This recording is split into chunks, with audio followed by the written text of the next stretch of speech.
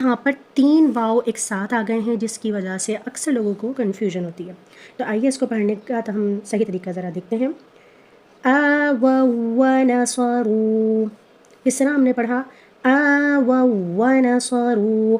یہاں پر سمپلی اگر میں آپ کو بتاؤں تو ہم نے جو سیکنڈ واو ہے اس کو ہم نے نہیں پڑھنا.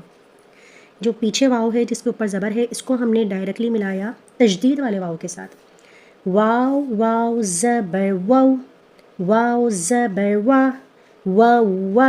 اگر ہم اس کی ہجے کریں، حمزہ کھڑا زبر آ، واو زبر واو، واو زبر وا، آ واو وا. نون زبر نا، صاد زبر صا، را واو مد پیش رو، آووا ونصروا.